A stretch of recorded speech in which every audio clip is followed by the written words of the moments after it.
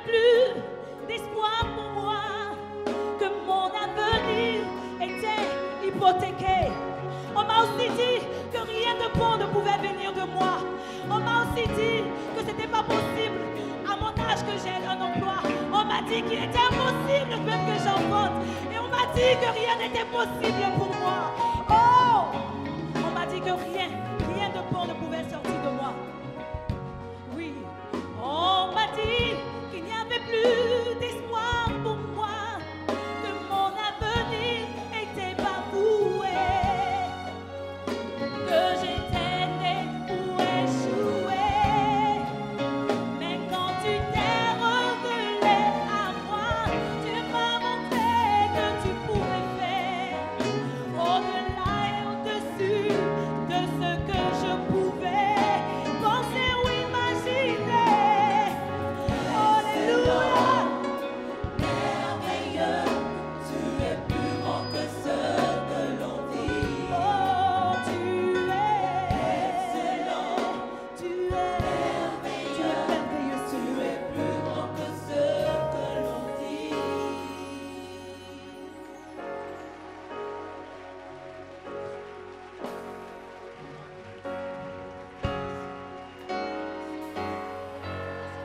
Amen.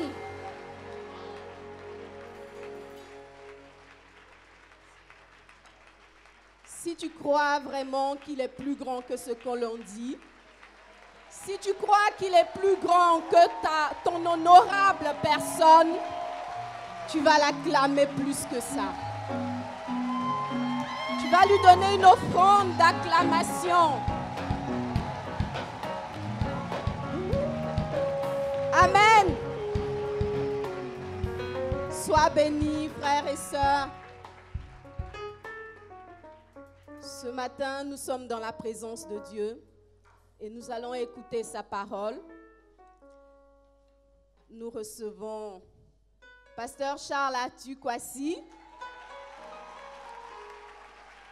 C'est un pasteur que nous aimons, n'est-ce pas? Alors, c'est le pasteur résident de Vase d'honneur Abidjan Sud. Et si tu n'as pas encore fait un tour là-bas, il faudrait y penser, parce que c'est une assemblée merveilleuse. Elle est dynamique, elle est glorieuse, elle est à l'image des vases d'honneur. Amen. Et si Pasteur Atu est là ce matin, c'est parce que Pasteur Mohamed n'est pas là, n'est-ce pas? Qui sait où il est? Il est au Canada, il est à Montréal. Et ce matin, c'est un jour spécial. C'est un jour merveilleux pour lui et pour chacun de nous. La Bible a dit, demande-moi les nations et je te les donnerai. Et ce matin, c'est la date de l'ouverture officielle de l'église Vase d'honneur de Montréal. Alors nous allons acclamer le Seigneur.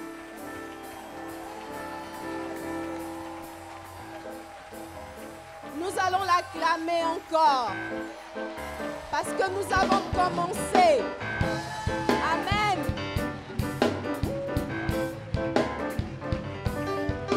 Amen. Nous étions en mouvement en Côte d'Ivoire et nous allons conquérir les nations. Dieu a fait de nous des vases d'honneur et nous sommes en mouvement pour que la terre entière devienne un vase d'honneur à la gloire de Dieu. Alors nous bénissons le Seigneur pour l'œuvre qu'il fait et nous allons nous disposer pour écouter son serviteur. Merci, Pasteur, d'être au milieu de nous. Il n'est pas venu seul.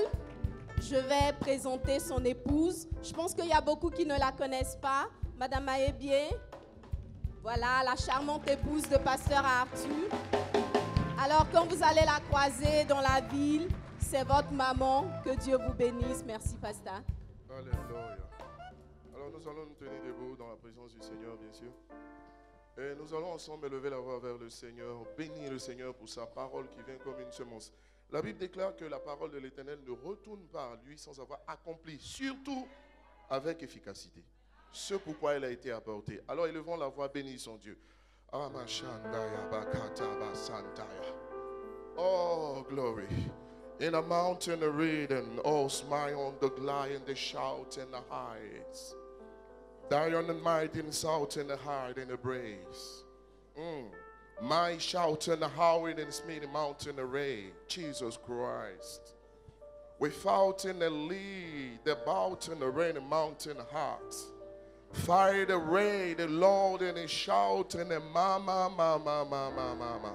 Oh, shatabayandolo brokantaya basantaya.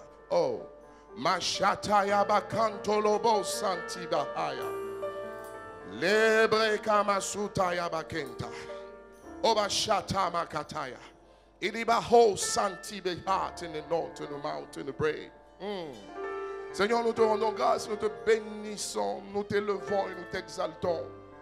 Parce que, Seigneur, tu veilles sur ta parole, tu assistes ta parole, tu libères ta parole. Et tu nous utilises simplement comme des canaux, Seigneur, en tes mains pour la gloire et pour la manifestation de tes œuvres et de tes vertus. Ce matin, Seigneur, notre Dieu, notre Père, nous voulons nous effacer afin que toi, tu occupes la première place. Parce que nous savons que lorsque tu es au contrôle, tu trouves toujours un moyen d'emmener ta parole à produire le fruit escompté. Je prie que tu te glorifies de manière unique. Je prie que tu bénisses quelqu'un de manière particulière.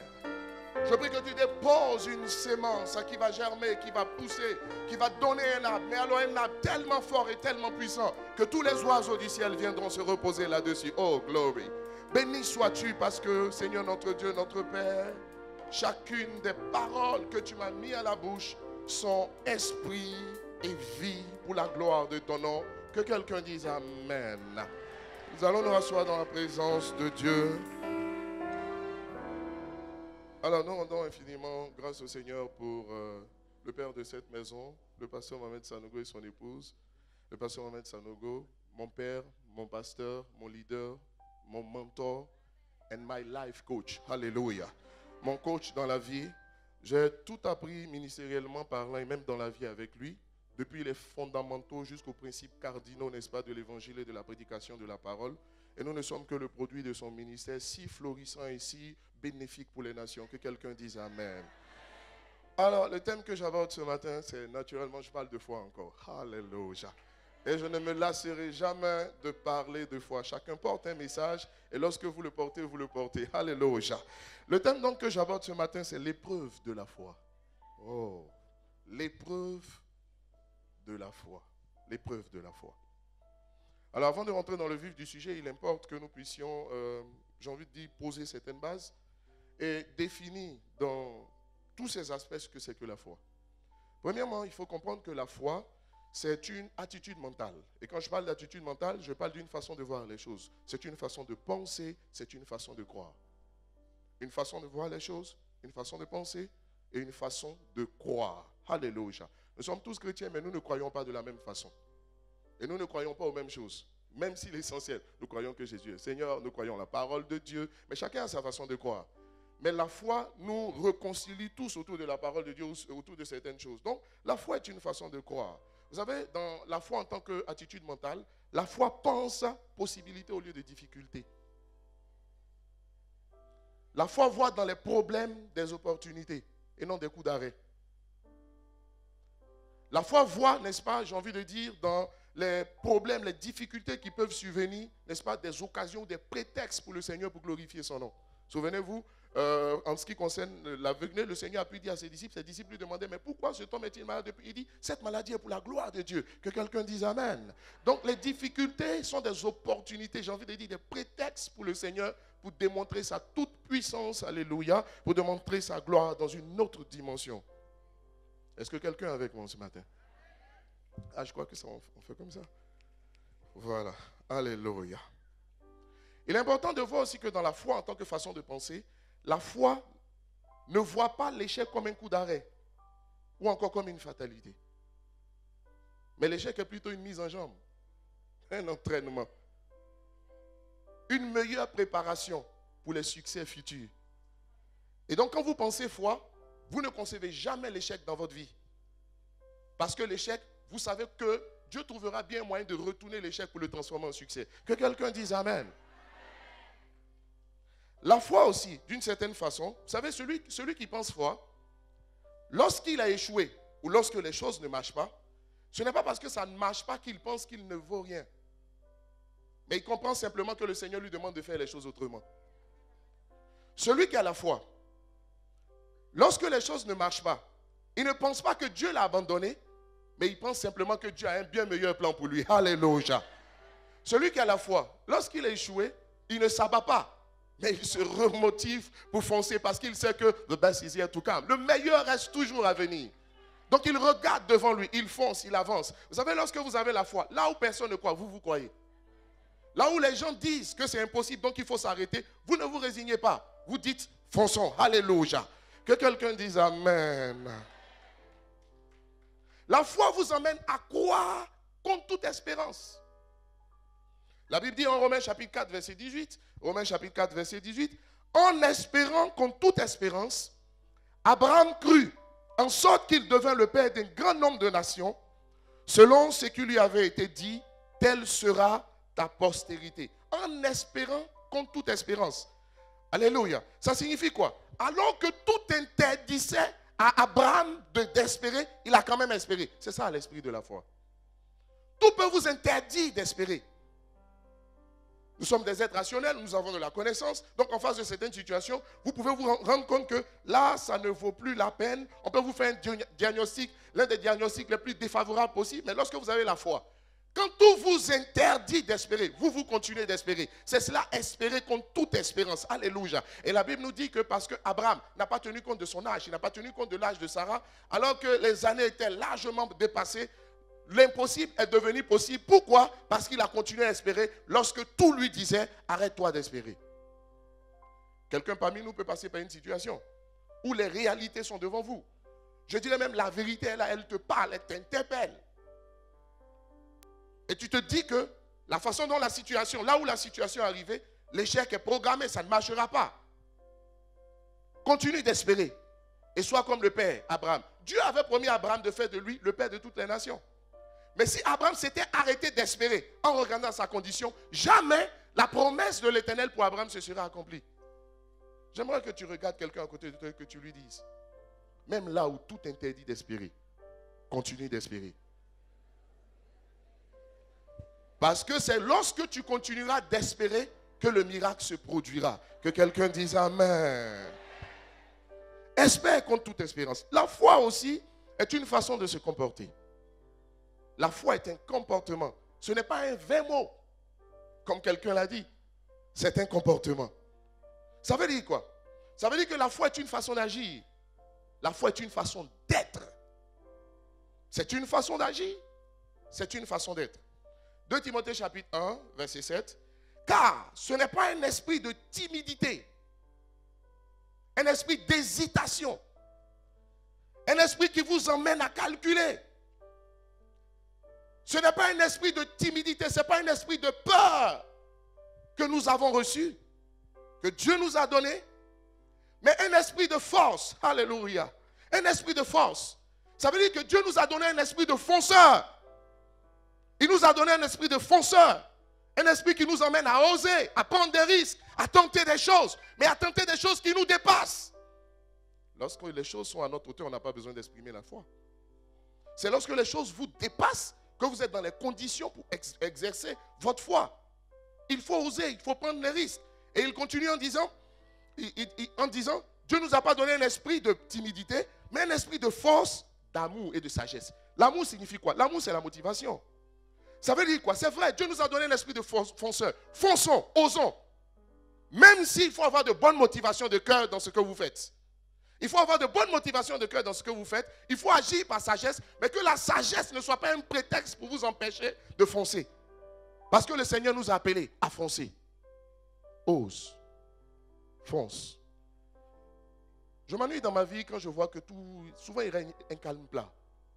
Remarquez dans la forêt, lorsqu'il y a un calme plat, c'est que le lion n'est pas loin. Quand vous voyez un calme plat dans votre vie, comprenez que Dieu veut vous amener à un autre niveau. Et l'autre niveau où Dieu va vous envoyer, arrêtez-vous, priez le Seigneur et cherchez qu'est-ce que vous allez faire qui vous dépasse. Alléluia. La foi aime les défis, elle aime les challenges. Elle n'a pas peur d'oser.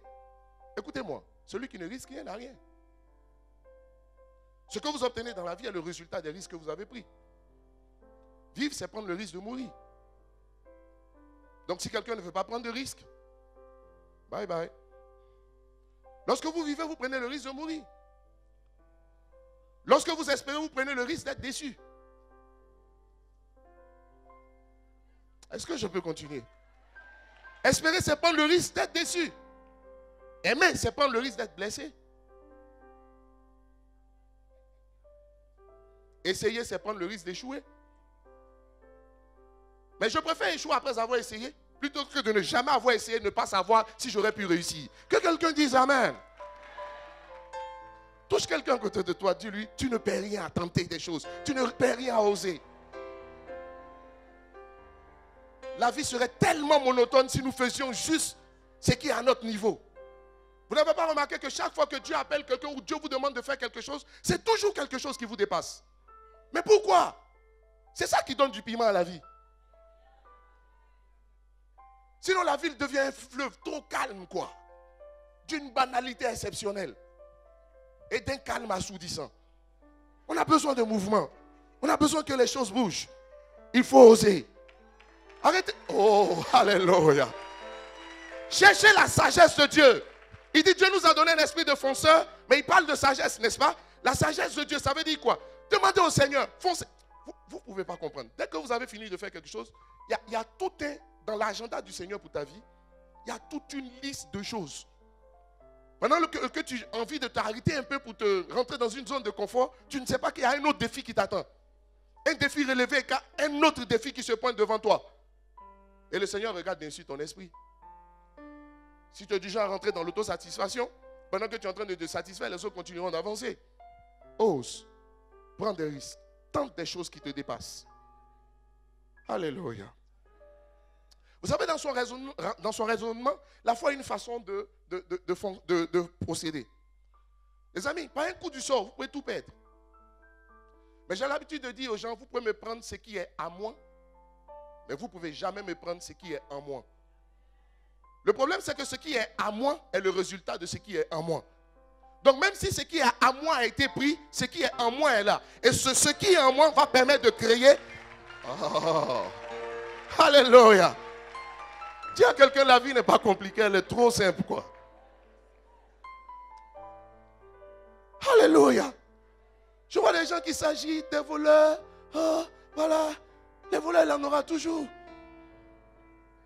Oh, dans la vie, la Bible dit le malheur peut atteindre le juste. La certitude, c'est que Dieu l'en délivre toujours. On n'a jamais dit que le malheur n'atteindra pas le juste. Le malheur arrive. Vous savez, quand vous comprenez ces choses dans la vie, vous ne vous abattez jamais. Jamais. Un de parti, un de revenu. Alléluia. Si la vie vous ferme une porte, Dieu vous ouvrira une porte à double battant. Aussi simple que ça. J'aimerais que tu dises à quelqu'un à côté de toi, c'est pas compliqué, c'est trop simple, quoi.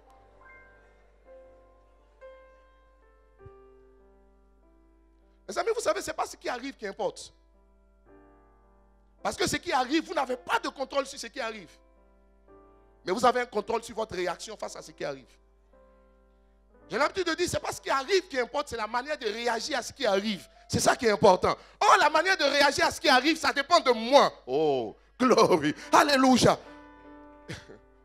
Comme Obélix, j'ai été, lorsque Dieu fabriquait sa potion magique de la foi, je suis tombé là-dedans. Alléluia. Et chacun de nous est tombé là-dedans. Alléluia. Nous pouvons retourner n'importe quelle situation. C'est ça, le profil de la foi. Dieu est le Dieu du tout à coup et du soudain. Il est le passé maître dans l'art de retourner les situations. C'est le spécialiste des retournements de situation. Peu importe le virage, je ne sais pas à quelle vitesse vous prenez le virage. Même si la voiture semble sortir, oulala, le Seigneur l'a fait. Oh, le Seigneur fera revenir la voiture. Tu n'échoueras jamais, tu t'en sortiras toujours. Parce que le secret, c'est que Dieu trouvera toujours un moyen. Alléluia. Dieu trouvera toujours un moyen pour te ramener. La seule chose que tu as à faire est simplement la foi. Dieu trouvera toujours un moyen. Qu'est-ce qui est arrivé? Ça m'importe peu. Comment je réagis à ce qui arrive? Voici ce qui m'importe. La foi est une façon de se comporter. La foi aussi une façon d'obtenir les choses avec le Seigneur. Alléluia. La foi est enfin une façon d'obtenir les choses avec le Seigneur. Marc chapitre 11, verset 24. L'histoire commence à devenir très intéressante. Marc chapitre 11, verset 24. C'est pourquoi je vous dis, tout ce que vous demanderez en priant, croyez que vous l'avez reçu et vous le verrez s'accomplir. Croyez que vous l'avez reçu, présent de l'indicatif, et vous le verrez s'accomplir, futur.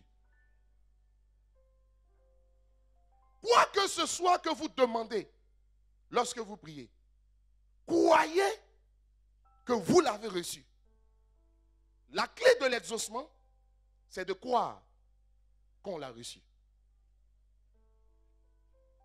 La clé de l'exaucement, c'est de croire qu'on l'a reçu. Mais vous savez le problème? Il y a une différence entre être exaucé et posséder son exaucement. Écoutez-moi bien. Il y a une différence entre l'exaucement que j'ai eu et puis le fait de posséder ce pourquoi j'ai été exaucé. Recevoir. Jean chapitre 11, verset 41. Bien sûr, il s'agit de Jésus qui rentre, il voit Lazare, il est question de ressusciter Lazare. Ils ôtèrent donc la pierre et Jésus leva les yeux en haut et dit, Père, je te rends grâce de ce que tu m'as exaucé. Je vous pose la question. Quel résultat Jésus voulait? La résurrection de Lazare. Au moment où il dit, je te rends grâce de ce que tu m'as exaucé, Lazare était-il ressuscité? Pas encore. En tout cas, dans le physique, Lazare n'était pas encore ressuscité. Si l'exaucement était le résultat que Jésus attendait, ça voudrait dire que, regardez, il dit tu m'as exaucé alors que le résultat n'est pas encore là. Lazare est toujours dans sa tombe, mais il dit tu m'as exaucé. C'est cela, croire que tu l'as reçu. Ça veut dire quoi? La Bible dit en Jean chapitre 5, verset 19, que Jésus ne fait rien qu'il ait vu. Dis avec moi, vu. Qu'il ait vu le Père faire. Il ne fait rien qu'il n'ait vu le Père faire. Si quelqu'un en Christ, il a une nouvelle création, les choses anciennes sont passées. Dis avec moi, voici. Voici. Le grec dit Shazar. Et Shazar signifie vois avec les yeux de ton esprit. Vois avec tes pensées. Que quelqu'un me dise Amen. Quoi que tu l'as reçu, c'est de te dire, c'est possible. Dieu va le faire, Dieu l'a fait, mais c'est tellement fort dans ton esprit que ton esprit se projette déjà dans la chose que tu as demandé au Seigneur. Jésus a vu Dieu ressusciter Lazare, donc il dit tu m'as exaucé, quand bien même physiquement Lazare n'est pas encore exaucé. S'il vous plaît, permettez à vos pensées d'aller sur des territoires que vos pieds n'ont jamais foulés. On ne rêve pas ce qu'on a, on rêve ce qu'on veut avoir.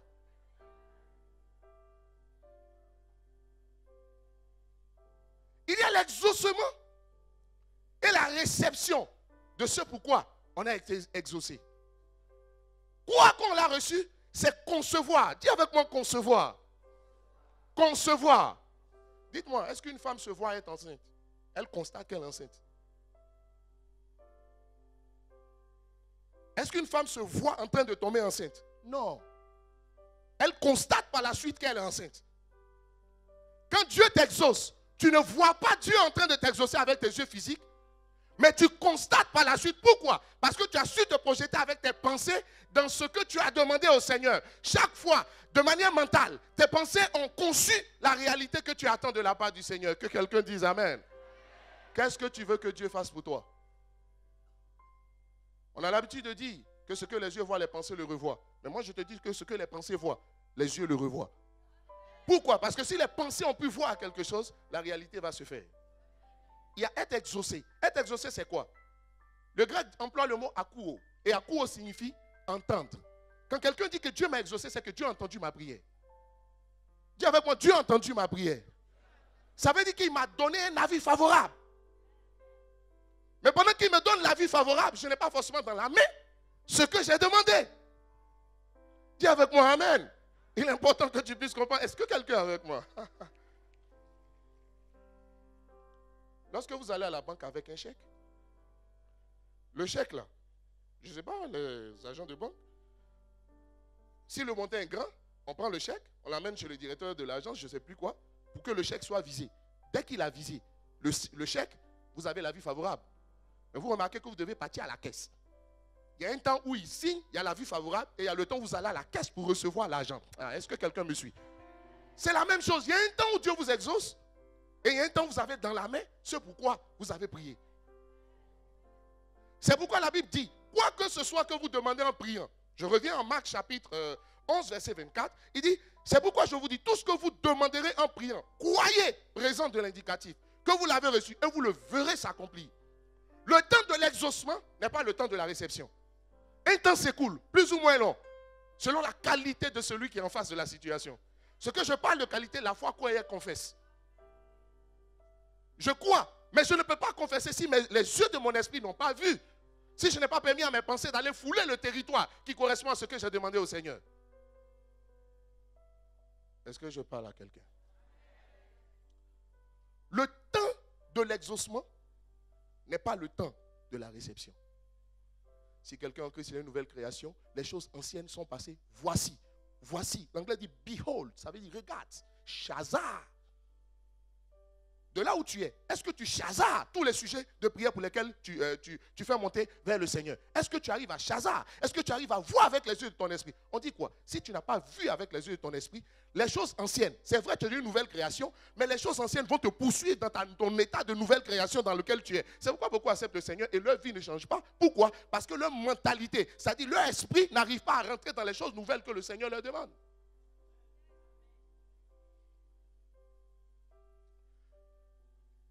Il y a le temps de l'exaucement et il y a le temps de la réception.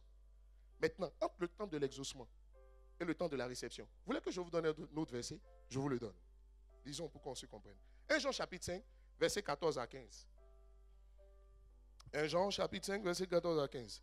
Il dit, nous avons auprès de lui cette assurance, que si nous demandons quelque chose selon sa volonté, dis avec moi, il nous écoute. Quand on dit il nous écoute, c'est qu'il nous exauce. Exaucer, à coup égal, écouter, entendre. Ok. Et nous savons, et si nous savons qu'il nous écoute, quelque chose que nous demandions, nous savons que nous le possédons. Il y a nous écouter et puis il y a le posséder. Que quelqu'un dise Amen. Que quelqu'un dise Amen. Je possède, j'ai été exaucé, mais dès que j'ai été exaucé et que mes pensées ont pu concevoir ce que je demande au Seigneur, la chose naît dans le spirituel. Elle prend forme. Dans le spirituel. Elle a besoin de venir dans le physique. Mais pour quitter le spirituel pour venir dans le physique, qu'est-ce qu'il faut? Un moyen de transport. La Bible dit, si quelqu'un a la foi comme une graine de sénévé, qu'est-ce qu'il dira? Il dira à cette montagne, ôte-toi de là, jette-toi dans la mer. Donc la foi déplace. La foi est un moyen de transport. Ok. Le moyen de transport qui va permettre à la promesse qui est née dans le spirituel de venir dans le physique, c'est la foi. Maintenant, le problème, le temps que met le transport d'un bien dépend de la qualité du moyen du transport. Alléluia. La qualité de la foi va déterminer la qualité, je veux dire, la brièveté du temps qui va s'écouler entre le moment où Dieu t'a exaucé et le moment où tu...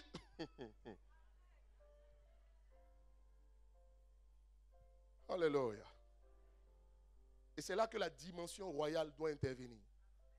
Et vous savez, quand vous transportez un bien de grande valeur, il y a quelques lascars et des malabars, des voleurs sur la route pour tenter toujours d'intercepter ce que vous avez demandé.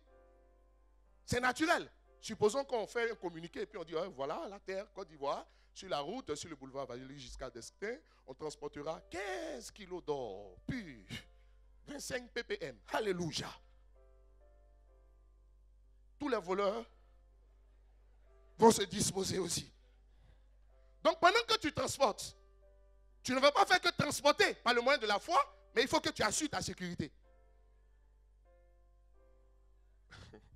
Vous ne pouvez pas dire la qualité de la foi d'une personne se voit à la qualité de ses proclamations et de ses déclarations, des confessions de sa bouche. Des gens sont passés maîtres dans l'art de lier et de délier. Moi, j'ai une façon de chasser les démons. Je te lis, je te brise au nom de Jésus. C'est bien. Mais il y a d'autres, quand il dit je te lis, je te brise, ils voient le démon grossir. Je n'ai pas le temps de ça. Je dis, Père, je te rends grâce parce que la voie est dégagée. Tout intercepteur qui n'a pas le droit d'être là dégage par la puissance du Saint-Esprit.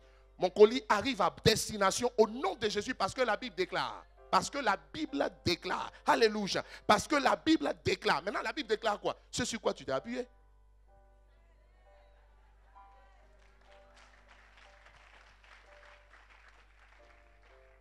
Alléluia. Il faut que j'avance. Mais je suis en train d'avancer.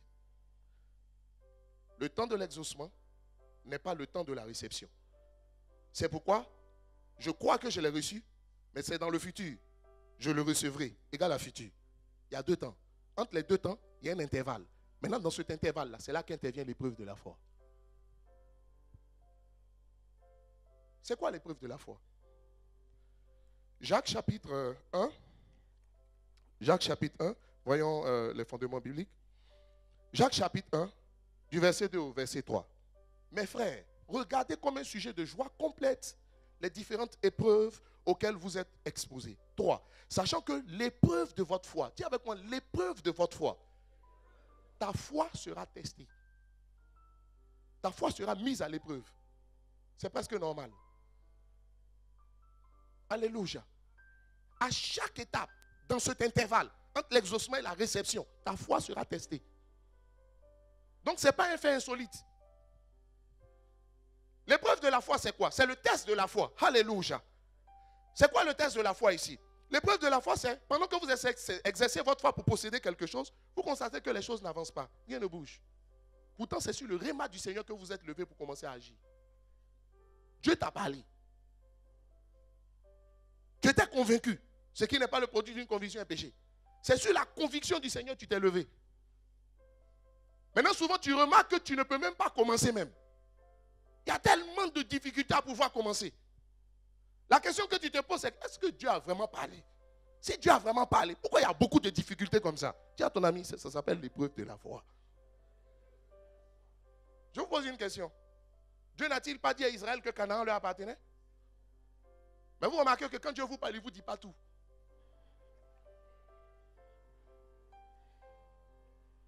S'il leur avait dit dès le départ qu'il allait avoir des géants,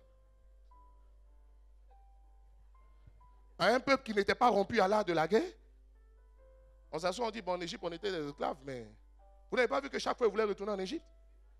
Dis à quelqu'un, Dieu ne te dira pas tout.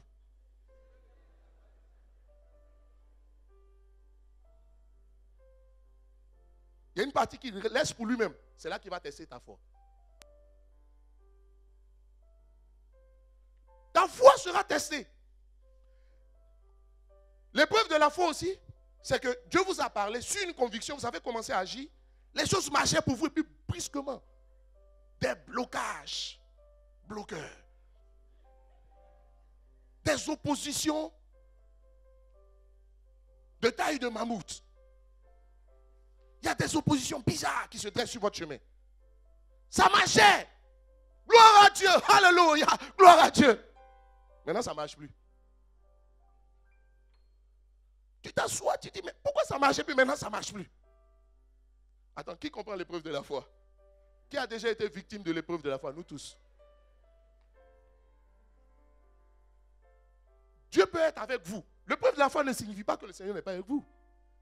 Souvenez-vous de Pierre, Matthieu chapitre 8, verset 24 au verset 25, verset 24 jusqu'au verset 26. Pierre et les disciples dans la barque. Le Seigneur était dans la barque. À un moment donné, la tempête a commencé. Pourquoi la tempête commence alors que Jésus est dans la barque? Les problèmes peuvent survenir alors que Jésus est avec toi dans ce que tu fais. Pour beaucoup, quand les problèmes surviennent, ils ont l'impression que Jésus n'est plus là. Jésus est là. Bon, si tu as mal vécu, tu sais que Jésus n'est plus là. Mais si tu vis bien, tu sais que Jésus est là. Jésus était là, mais il dormait. D'autres versions disent qu'il a mis un coussin. Oh, il dormait à point fermé, comme un bébé. Il était à l'aise, quoi. Jésus était dans la barque. Dieu est avec toi. Quand l'épreuve de la foi survient, on se pose tellement de questions. Ah Seigneur, tu m'as parlé. Pourquoi j'en suis là? Pourquoi les choses marchaient et les choses ne marchent plus? Conseil. Ne vous posez pas beaucoup de questions. La foi n'aime pas les questions parce que les questions tuent la foi. Parce que la plupart du temps, au cours de l'épreuve de la foi, les questions qu'on se pose, ce n'est pas tellement pour comprendre, mais ces questions-là traduisent notre désarroi et notre lassitude devant la situation. Dieu n'agit pas dans le bruit.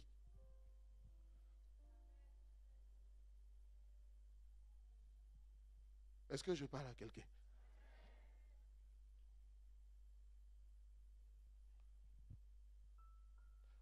Pendant l'épreuve de la foi, qu'est-ce qu'il faut faire?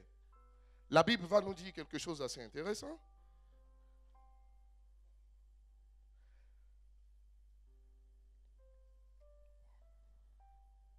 1 Timothée, chapitre 6, verset 12.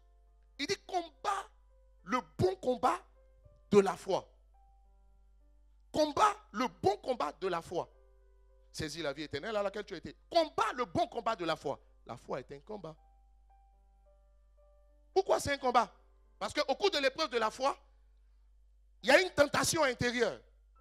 Cette tentation, la première tentation qui est à l'intérieur de nous quand l'épreuve de la foi survient, on a envie de confesser par sincérité ou par honnêteté ce qu'on ressent à l'intérieur de nous ou ce qu'on pense.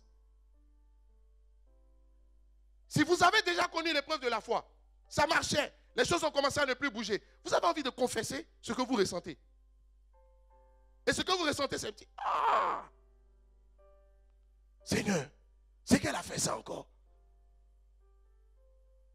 Tu as envie de dire, moi-même, je ne sais même plus qu'est-ce qu'il faut faire. J'ai tout tenté, j'ai tout fait. Vous avez envie de confesser par sincérité ou par honnêteté ce que vous ressentez. Mais j'ai souvent dit une chose. Vous pouvez être sincère et puis avoir sincèrement tort. Vous avez sincèrement tort si parce que des blocages surviennent sur le chemin, pendant que vous exercez votre foi, vous confessez ce que vous ressentez ou bien ce que vous pensez. La deuxième tentation, c'est de s'arrêter complètement de confesser la parole de Dieu. Parce que tu te dis, je confesse, rien ne change. À quoi ça sert de continuer à confesser la parole de Dieu? Ne cède pas à cette tentation. Tiens bon, ne cède pas à cette tentation.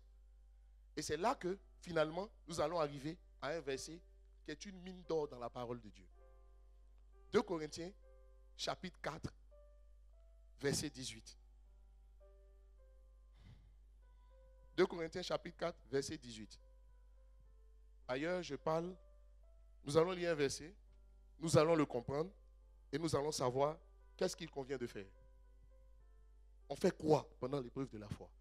Je dis premièrement, évite de confesser ce que tu ressens. Deuxièmement, ne t'arrête pas de confesser ce que la parole de Dieu dit.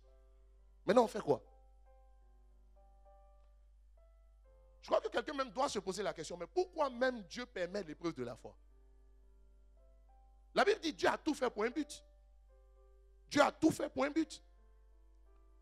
Vous remarquez que lorsque vous devez voyager, vous arrivez à l'aéroport, au cours de l'enregistrement de vos bagages, on vous donne votre billet, n'est-ce pas? Lorsque vous montez à l'immigration, on vérifie votre billet. Lorsque vous arrivez au scanner, vous finissez le scanner, on vérifie votre billet.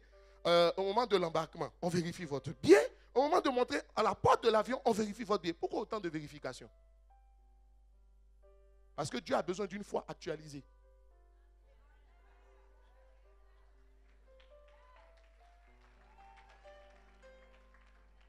Les amis, il y a 4 types de foi. La foi pour commencer, la foi pour continuer, la foi pour persévérer et puis la foi pour saisir. Ta foi est-elle actualisée? Regardez une chose. La foi vient de ce qu'on entend. Et ce qu'on entend vient de la parole de Dieu. Pourquoi, à votre avis, la manne d'hier ne pouvait pas servir pour aujourd'hui? Vous saviez qu'on ne gardait pas la manne. Dieu donnait la quantité de chaque jour. Ça fondait. Ta foi d'aujourd'hui, ce n'est pas évident que demain, ce soit toujours la même foi. La foi d'hier ne peut pas servir pour la foi d'aujourd'hui. La foi que tu as déployée pour le défi d'hier n'est pas la même foi dont tu as besoin pour le défi d'aujourd'hui. À chaque challenge, sa foi. Dis à ton voisin, une foi actualisée. Maintenant, le taux d'actualisation, je te donne. Très bientôt, la prochaine fois. Il y a un verset qui indique le taux d'actualisation quand même. 2 Corinthiens chapitre 4. 2 Corinthiens chapitre 4, verset 18. Ah, j'aime ce verset. On peut l'afficher. 2 Corinthiens chapitre 4, verset 18. 2 Corinthiens chapitre 4, verset 18. Lorsque je finirai de l'expliquer, ce sera la version 2 Corinthiens 4, 18, selon la version Charles Atu Kwasi. Louis II était un homme comme toi et moi. Bon, ok. Parce que, bon, je lis dans ma version, ainsi, nous regardons non pas à ce qui est visible, mais à ce qui est invisible. Car les réalités visibles sont passagères et les réalités invisibles sont éternelles. Waouh, quel verset. Nous regardons non à ce qui est visible, mais à ce qui est invisible. Car les réalités visibles sont passagères, mais les réalités invisibles sont éternelles. Il dit, nous regardons. Nous ne portons pas notre attention. Nous ne prêtons pas attention. Que quelqu'un me dise Amen. Quand il dit nous ne regardons pas, ça veut dire que nous ne prêtons pas attention. Nous ne prêtons pas attention à ce qui est visible. Je vous pose la question, c'est quoi? Qu'est-ce qui est visible? Ce qui est visible parce que je peux le voir avec mes yeux. Si je peux le voir avec mes yeux, c'est que c'est une existence physique. Si c'est une existence physique, c'est que ça peut émettre un son si je le laisse tomber. Je l'entendrai. Si c'est une existence physique, ça peut dire que je peux sentir son odeur. Si c'est une existence physique, ça veut dire que d'une manière ou d'une autre, selon si c'est comestible, je peux goûter. Donc, je peux remplacer tous les choses visibles par les choses que je peux percevoir par mes sens. Qui est d'accord avec moi?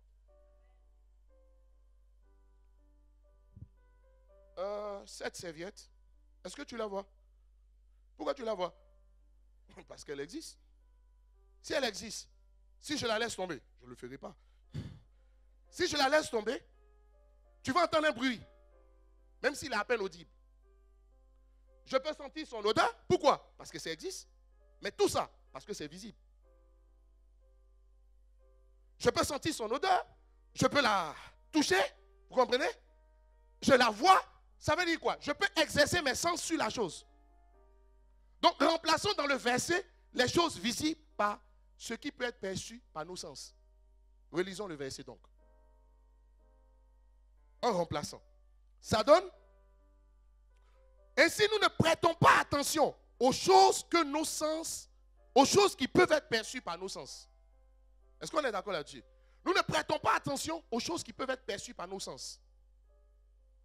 Écoutez-moi, je replie. Nous ne prêtons pas attention aux choses qui peuvent être perçues par nos sens.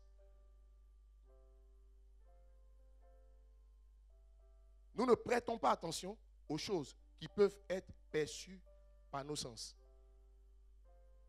Vous remarquerez une chose. Je vous ai dit que lorsque vous transportez un bien de grande valeur, il y a toujours des malfrats sur le chemin.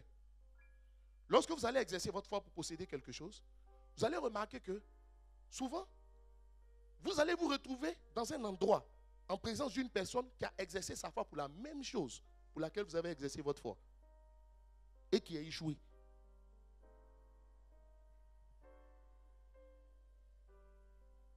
Ça me permettra tout à l'heure de vous donner un secret. Lorsque vous exercez votre foi pour quelque chose, cherchez quelqu'un qui dans le même domaine a exercé sa foi et puis allez écouter son témoignage. Il y a des conseils sages mais qui ne sont pas divins.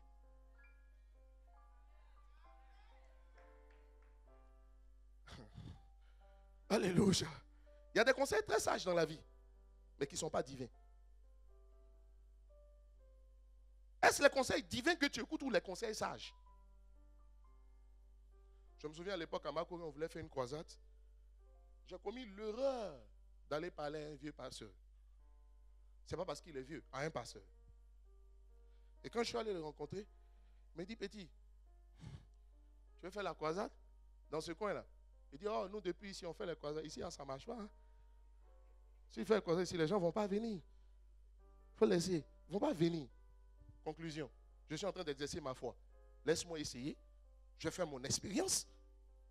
Mais quand j'ai fini de l'écouter, j'ai dit, mais attends, le conseil qu'il donne c'est pas mal, hein, c'est un doigt. Hein? Il connaît le terrain. C'était un conseil sage. Mais ce n'était pas un conseil divin parce que je sais ce que j'avais entendu de Dieu. Qu'est-ce que vous avez entendu de Dieu? qu'est-ce que Dieu vous a dit? Vous ne pouvez pas exercer la foi si vous ne restez pas agrippé à ce que vous avez entendu de Dieu. Ne posez pas de pas sans avoir entendu quelque chose de Dieu. Ne posez pas de pas sans avoir vu quelque chose de Dieu. Parce que le diable te fera entendre quelque chose, le diable te fera voir quelque chose quand tu exerceras ta foi. Vous savez, souvent vous voulez donner des conseils sages aux gens, mais faites attention. Ne tuez jamais la foi des gens. Tu veux te marier et dis, tu sais, le mariage c'est bien. Mais le mariage c'est dur, hein? Le mariage c'est dur. Mais si je commence à aborder le mariage avec la pensée que c'est dur, il me sera fait selon ma foi. Pourquoi Dieu n'a pas dit qu'à Canaan, il y avait des géants? Vous pensez qu'il voulait blaguer Israël? Non. Non. Dieu ne trompe personne. Sur le coup, qu'est-ce qu'ils avaient besoin d'entendre? Ils avaient besoin d'entendre une parole qui allait les amener à se lever. Pas une parole qui allait les amener à se questionner. Nous ne regardons pas aux choses qui peuvent être perçues par les sens. Première partie de la traduction du verset selon la version Charles Atuy. Je continue. Il dit, car les réalités visibles, mais nous, du moins, nous ne regardons pas à ce qui peut être aux réalités visibles, mais à ce qui est invisible. Donc nous ne regardons pas à ce qui peut être perçu par les sens, mais nous regardons à ce qui ne peut pas être perçu par les sens. C'est ça la réalité invisible. Qui dit Amen? Nous regardons aux choses qui ne peuvent pas être perçues par les sens.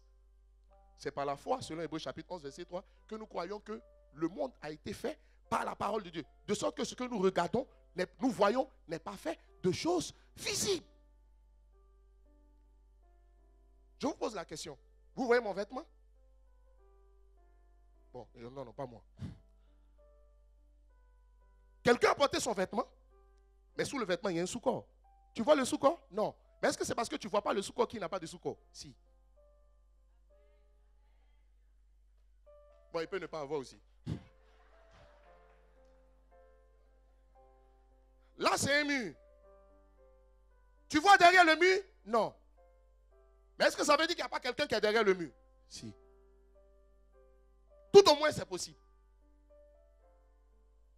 Dieu dit, il ne faut pas regarder ce que tes yeux peuvent voir, mais il faut regarder ce que ton esprit peut voir. Il y a des gens qui ont les yeux, mais qui sont aveugles. Alléluia. Vous avez vos yeux, mais vous ne voyez pas. Pas vous. Des gens. Quelqu'un peut être aveugle, mais avec les yeux de son esprit, il voit. Tu t'en vas demander le visa, je ne sais plus pour aller où. On dit, mais visa, pour avoir visa, c'est dur. Pour avoir visa, c'est dur. Merci, au suivant. Je cherche quelqu'un qui va me dire, pour avoir un visa, ce n'est pas dur. Parce que c'est la façon de procéder de Dieu. Il ne t'expose pas à la difficulté. Même si tu sais que Dieu ne te dit pas tout. Est-ce que je parle à quelqu'un? Alléluia. Mettez-vous une chose à l'esprit. Si vous voulez que votre foi marche, dites-vous que rien n'est difficile. Rien n'est difficile. Est-ce que tu peux dire à quelqu'un à côté de toi, rien n'est difficile, rien. Rien n'est difficile. Rien. Nous regardons non aux choses qui peuvent être perçues par les sens, mais les choses qui ne peuvent pas être perçues par les sens. Je continue. Il dit, car les réalités visibles, donc les réalités qui peuvent être perçues par les sens, les choses qui peuvent être perçues par les sens sont comment? On me ramène le verset, sont comment? Sont comment? Oh non. Sont comment? Passager, ça signifie quoi? Ça passe.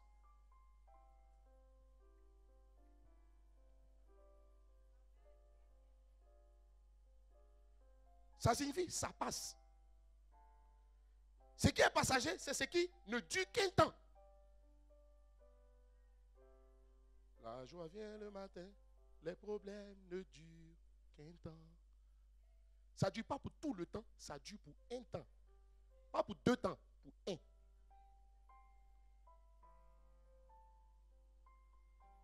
Les réalités visibles les choses qui peuvent être perçues par les sens sont passagères. Ça veut dire quoi? Ça va finir par passer. Lance Armstrong a trompé tout le monde. Quand il a trompé tout le monde, nous tous on a parlé. Tout le monde, la terre tout entière a parlé. Aujourd'hui, toi et moi on parle de Lance Armstrong encore. Donc ce qu'on a dit de lui, c'est qu'il est toujours là, mais c'est passé.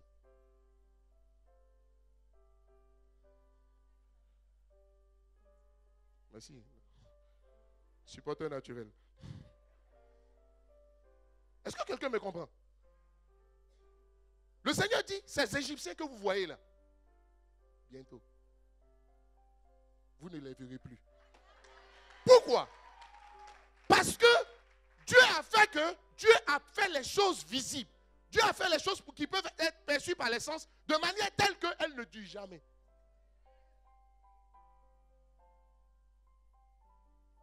Est-ce que je parle à quelqu'un? Dis avec moi. Les choses qui peuvent être perçues par le sens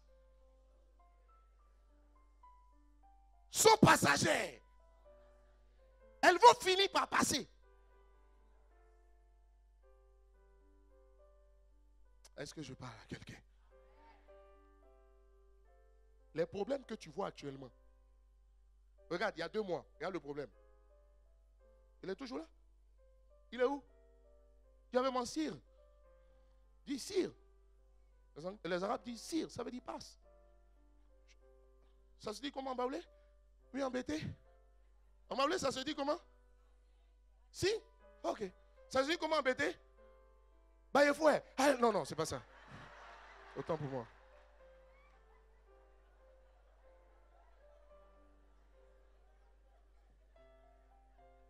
Il y a 2 jours.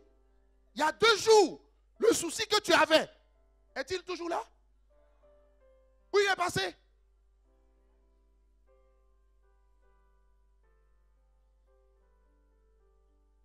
Est-ce que quelqu'un me comprend? Les réalités qui peuvent être perçues par les sens finissent toujours par passer. Dieu ne les a pas faites pour qu'elles durent pendant longtemps. Dieu les a faites pour qu'elles durent juste un temps. Elles passeront.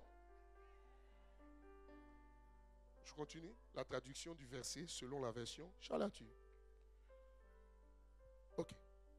Car les réalités qui peuvent être perçues par les sens ne durent qu'un temps, sont passagères. Et les réalités qui ne peuvent, et les invisibles, c'est-à-dire les réalités qui ne peuvent pas être perçues par les sens, elles sont comment? Elles sont comment? Je vous pose la question. Qu'est-ce qui est éternel? Sur cette terre, Dieu et sa parole.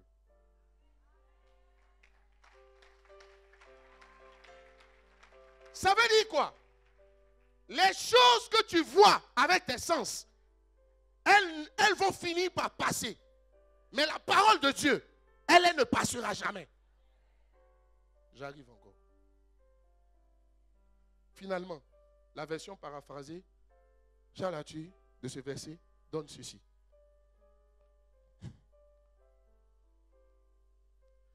Nous ne prêtons pas attention. Nous ne prêtons pas attention aux choses qui peuvent être perçues par les sens, mais aux choses qui ne peuvent pas être perçues par les sens. Parce que les choses perçues par les sens finissent toujours par passer. Ne durent qu'un temps, mais les choses que nos sens ne peuvent pas percevoir, elles finissent toujours par demeurer. Maintenant, je vous pose une question.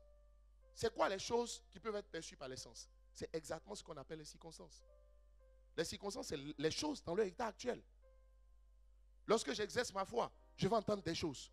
Il arrive des moments où les nouvelles sont favorables et à un moment donné, les nouvelles commencent à ne plus être favorables. Les mauvaises nouvelles que tu entends là, bientôt ça va passer. C'est ce que Dieu dit. Il dit ça va passer. Tous les ennemis, les gens qui se lèvent sur le projet, qui font des difficultés partout, bientôt tu les chercheras. Tu ne les verras plus. Pourquoi? Parce que le Seigneur les fera passer. Il retient ton dossier, c'est à cause de lui le dossier ne peut pas avancer. Tu exerces ta foi, c'est fatigué. Bientôt, on va le changer. On va mettre quelqu'un d'autre à sa place. Oh.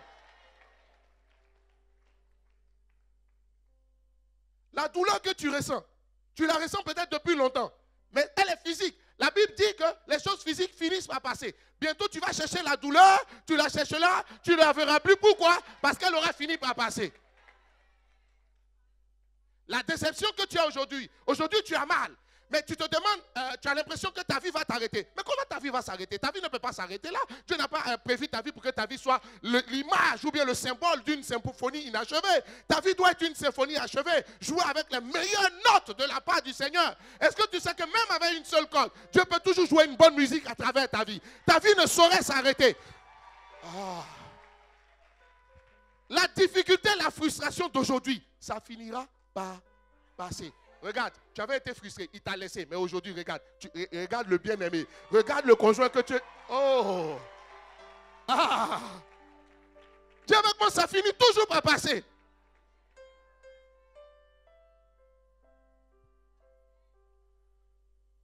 Dis avec moi, ça passe. S'il vous plaît, ne vous stressez pas, ne vous mettez pas la pression pour rien. Laissez les choses elles-mêmes se faire.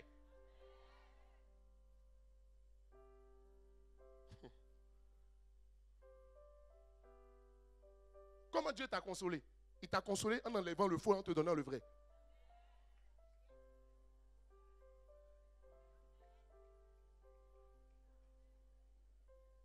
Ceux qui sont des hommes de foi savent que les choses ne marchent pas toujours du premier coup.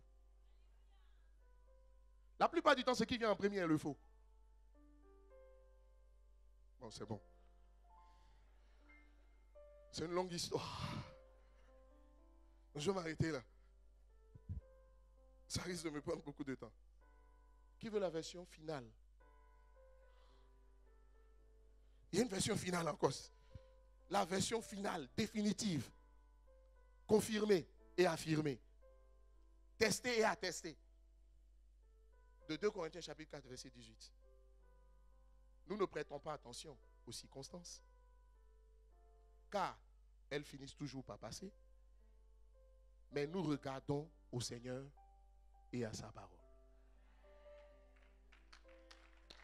C'est pourquoi souvent quand vous exercez la foi, on vous dit ne confessez jamais les circonstances. La foi ne confesse pas les circonstances. Au lieu de confesser les circonstances, il faut confesser ce que la parole de Dieu dit au sujet des circonstances que tu es en train de vivre. Si tu le fais, quelle que soit la situation, quel que soit le blocage, quelle que soit la difficulté, elle finira elle-même par passer. Et la gloire, celle de la première, mais surtout celle de la dernière maison, finira par se manifester dans ta vie. Qu'est-ce que je suis en train de dire? La situation peut être difficile. Je peux avoir des blocages, mais je me refuse à confesser ce que je ressens. Pourquoi? Parce que je sais que ce que je ressens est en fonction de ce que je vois. Or, ce que je vois, que j'ai envie de confesser, ne va pas durer. Il va passer. Pourquoi je tuerais-je ma foi à travers des confessions pour quelque chose? Pourquoi perdez-vous du temps sur quelque chose qui va passer de par lui-même? Pourquoi? Dis à quelqu'un, laisse Dieu faire. Laisse Dieu faire. Ça passera. Ça passera. Ce que tu es aujourd'hui, ce n'est pas ce que tu étais hier. Tu ne vois pas que le Seigneur t'emmène de gloire en gloire? Mais vous remarquez que quand quelqu'un fait une fixation sur ce qu'il voit, donc sur les choses qu'il a vécues, jamais il ne peut... Mais vous ne pouvez pas atteindre votre destination, conduire une voiture efficacement si vous passez tout votre temps à regarder dans le rétroviseur, sans regarder devant vous. Vous n'avez pas remarqué que l'avion n'a pas de rétroviseur? Mais pourquoi? Parce qu'il doit atteindre des hauteurs. Dieu veut nous emmener très haut. Oh! Ah! Hey! C'est devant que ça se passe. C'est devant que ça se passe. C'est devant que ça se passe. Je vous assure les amis, c'est devant que ça se passe. Hier est mort, hier est passé. Plus aucune référence au passé. Ce qui m'importe, c'est ce qui arrive. Ce qui m'importe, ce n'est pas ce qui est arrivé. Ce qui m'importe, c'est ce qui arrive.